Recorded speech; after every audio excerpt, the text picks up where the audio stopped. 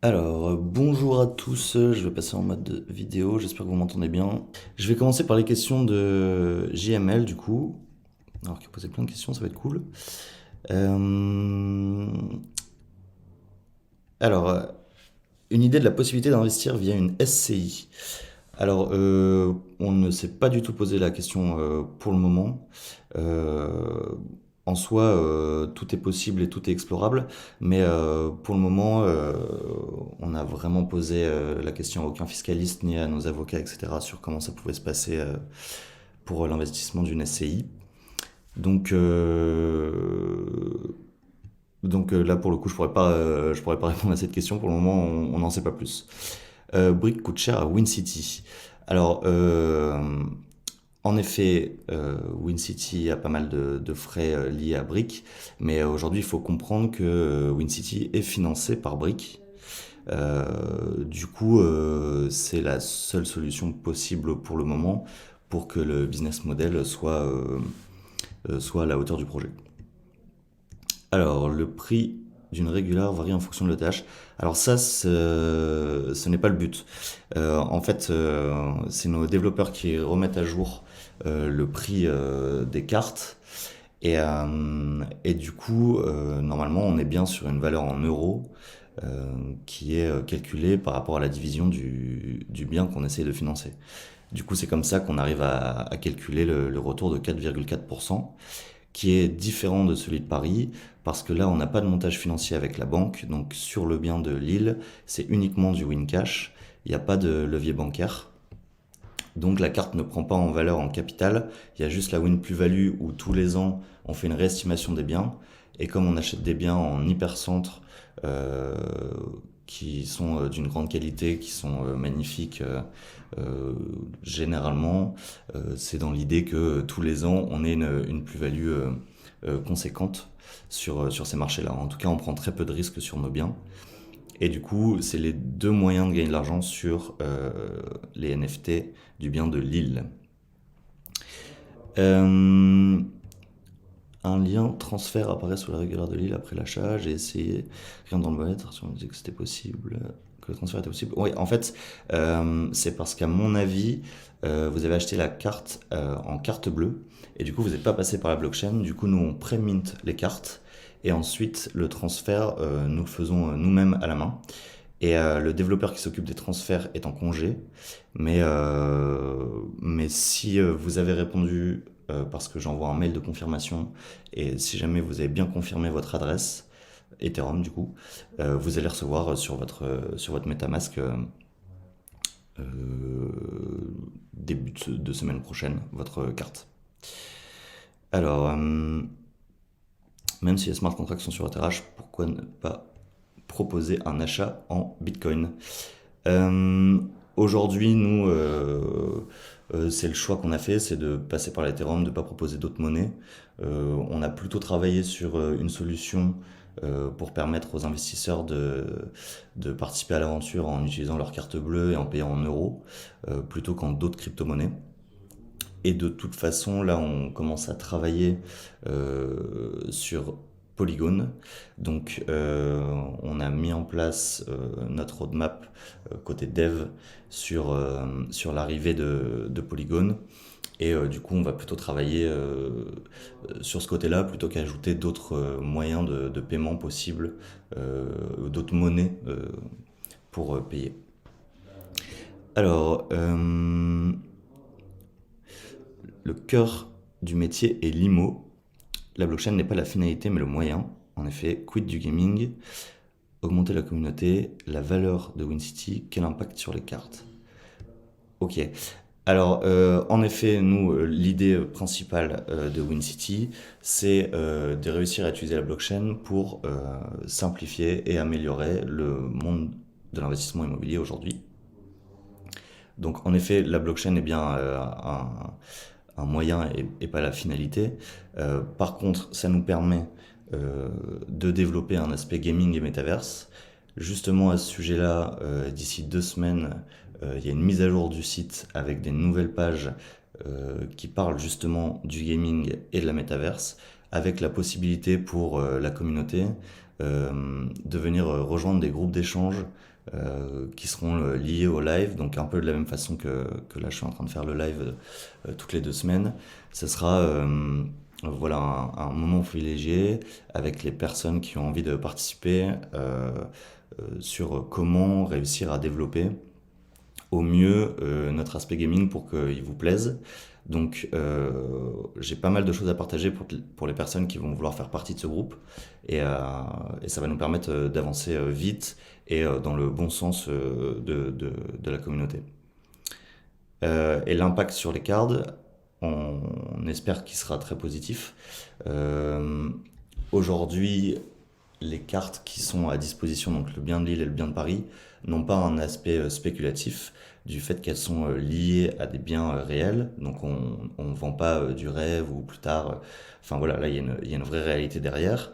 Et, euh, et du coup, on va sortir une autre collection qui s'appelle la collection History, qui sera aussi utilisable dans le jeu, comme les cartes des biens réels, hein, bien évidemment.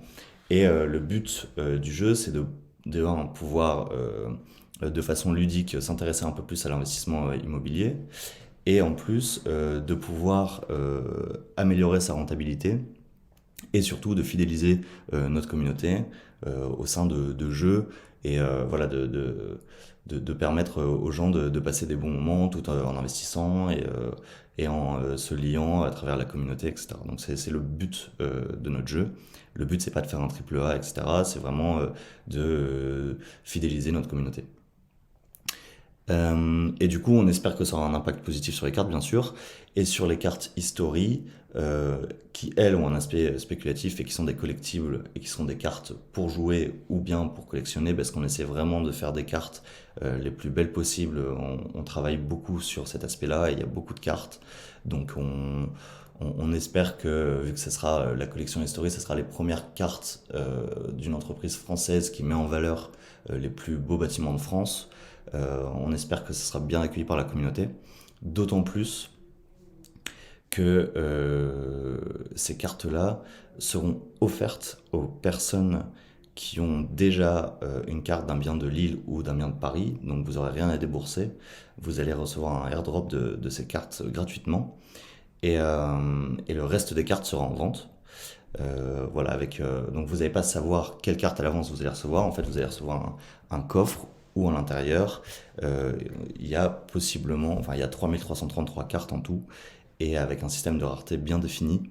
Donc possiblement, vous allez avoir beaucoup de chance, ou pas. Mais quoi qu'il arrive, toutes les cartes, on veille à ce que toutes les cartes, en tout cas pour nous, ont un aspect graphique très, très joli et très sympa à collectionner. À 500 € le ticket minimum, ne pensez-vous pas que la cible est plus les conseillers patrimoniaux, Invest que la commune crypto? Vous avez évoqué un ticket à 50 €, la HOC pour la commune crypto. Ouais, alors en fait, le ticket minimum, il est obligatoire sur la blockchain Ethereum, enfin à notre sens, parce que aujourd'hui, déjà, investir dans l'immobilier sur un rendement à 4, 5, 6, 8%, avec un petit montant, alors c'est bien, ça rend ça liquide, etc., mais on n'arrive pas à des mensualités qui sont extraordinaires. Et du coup, en utilisant la blockchain Ethereum avec les frais qui suivent cette blockchain, on ne pouvait pas se permettre de proposer des tickets plus bas. Mais avec l'arrivée de Polygon, le but c'est d'arriver à faire des tickets qui vont même jusqu'à 10 €. Donc voilà, c'est de réussir à passer par Polygon pour permettre de proposer à la communauté des tickets vraiment beaucoup plus faibles. Et dans ce cas-là, la cible sera aussi bien la communauté crypto que, que les investisseurs classiques. Parce que vu qu'on a déjà réussi à développer la partie carte bleue, si on arrive à bien développer la partie polygone, eh ben, on aura vraiment les deux aspects possibles. Donc avec une communication de la part de Brick qui sera vraiment plus sur les investisseurs IMO classiques, et WinCity qui va aller justement chercher les investisseurs crypto.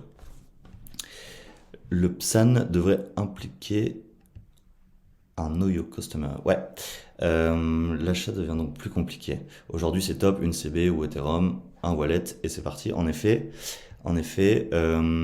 mais en fait, la qualité de l'agrément PSAN est tellement important que si on veut continuer à réussir à développer notre projet comme on a envie de le faire, il nous faut cet agrément.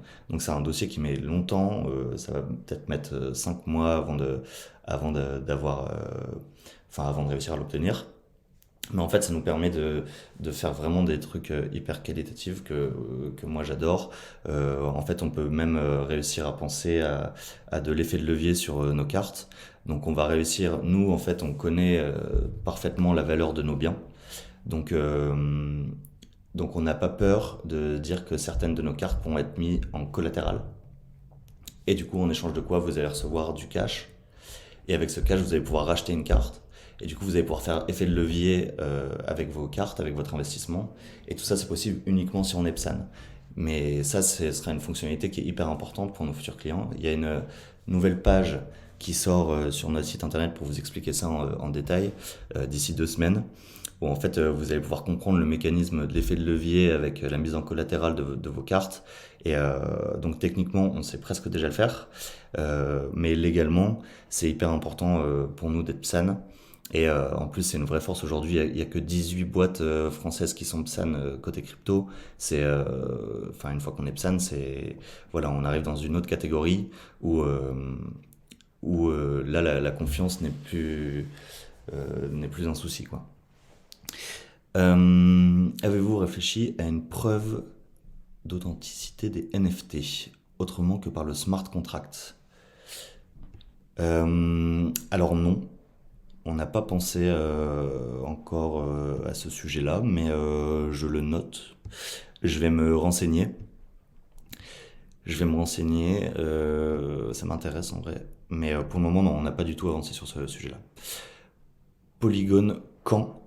Alors, le quand, je peux pas y répondre tout de suite. Nous, notre objectif, c'est de réussir à faire au plus vite.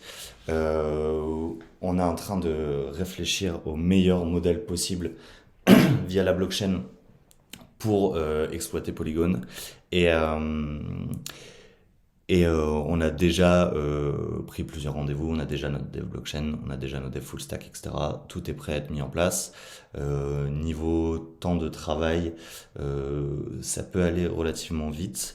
On essaye juste de faire en sorte que tout ça soit stabilisé d'abord chez WinCity et après on lance le programme. Mais ça peut aller plus vite que prévu. Enfin, on a des très bonnes nouvelles de ce côté-là.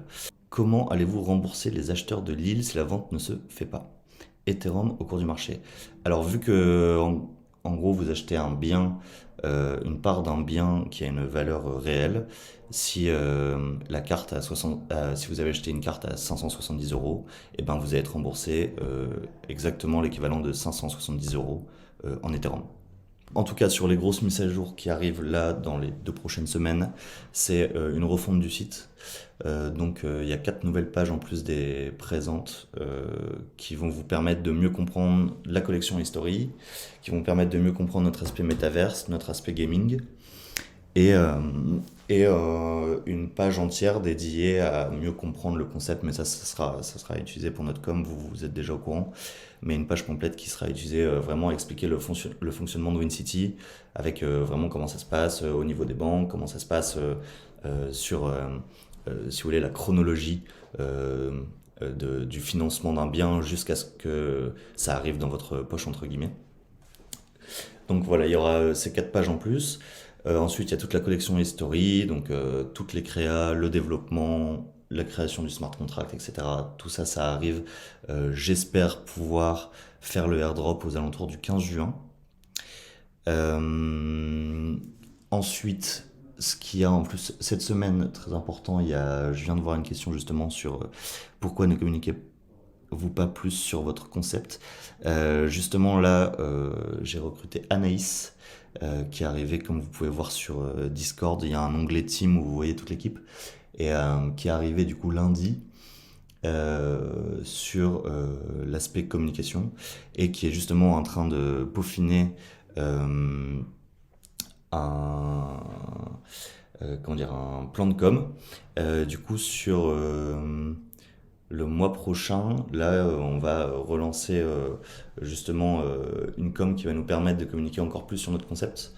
Et, euh, et voilà, on est en contact avec Cryptost qui ont accepté de nous accompagner. Donc voilà, il y a pas mal de trucs cool qui vont sortir. Et vous avez zappé cette question. Les questions sont... Ah oui, pardon. Alors, en effet, c'est très pénalisant de passer par une banque quand on fait du financement via NFT. Mais aujourd'hui, on est les premiers à avoir réussi à le faire. Et du coup, en effet, ça nous a demandé voilà, de beaucoup de sacrifices, de énormément travailler sur le côté légal. Mais c'est aussi ça qui nous permet voilà, d'être aujourd'hui solide, d'être droit dans nos bottes et d'avoir la certitude que justement nos NFT garderont, et vos NFT garderont toujours une réelle valeur. C'est grâce au fait que justement, si plus on va vers le PSAN, plus on obéit aux règles des banques, etc., plus on structure le projet et plus il va perdurer et plus il est solide, quoi. Je suis désolé de refaire le parallèle avec Brix.co. Gros amateurisme sur leur augmentation de capital, je vous le concède, ouais. Mais là n'est pas la question. Ils arrivent à dégager des reversements décents 3 à 7% annuels. Alors oui, en effet, en gros, avec un financement bancaire à 50%, pour pouvoir reverser du 3%, il faut avoir des biens qui de base ont une renta équivalente à 10, 11, 12%, mais qui sont jamais des biens comme les nôtres, qui sont en hypercentre, qui sont vraiment ultra sécurisés. Nous, on voulait pas prendre le risque d'aller investir sur des biens qui ont peut-être une renta, mais où il va y avoir, je sais pas moi, des vacances locatives ou des problèmes à droite à gauche. Là, on est vraiment sur des biens où à l'intérieur, c'est du commerce. De toute façon, vous avez vu les photos, hein, c'est des biens qui sont magnifiques, qui sont en hypercentre. Le bien de Paris, on a fait une soirée dedans avec les investisseurs. C'était vraiment, enfin, on est vraiment sur des biens très qualitatifs. Du coup, on n'arrive pas à ces taux de rentabilité, mais on sécurise et on arrive quand même à 8%, 8,2%. Et pour un investissement en IMO aussi facile, nous, on est fiers de notre produit. On trouve qu'il a toutes ses chances pour le moment sur le bien de Paris. Donc, euh, donc voilà, aujourd'hui, on ne peut pas réussir à mettre 3 à 7% de win cash en plus des 8,2 de capital, tout simplement parce que c'est une règle de la banque et on est obligé de s'y plier. Euh, Envisagez-vous d'autres partenariats bancaires? Alors pourquoi pas, mais déjà ce qu'on a réussi à faire avec cette banque, c'était pas simple. Euh, Franchement, ça nous a demandé énormément de travail, etc. avant d'avoir les accords. Du coup, maintenant qu'elle nous suit, on cherche pas ailleurs. Mais s'il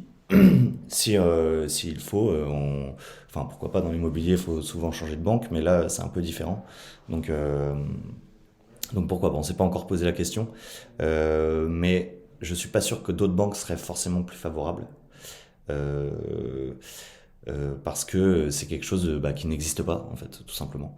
Donc, euh, donc il y a beaucoup de travail en amont pour qu'elles acceptent les financements, quoi. Pourquoi ne pas faire d'effet de levier sur le bien de Lille, justement, par rapport à toutes les galères qu'on a eues sur le bien de Paris avant d'avoir le financement. En fait, on voulait lancer un deuxième bien parce que le premier bien avait très bien marché.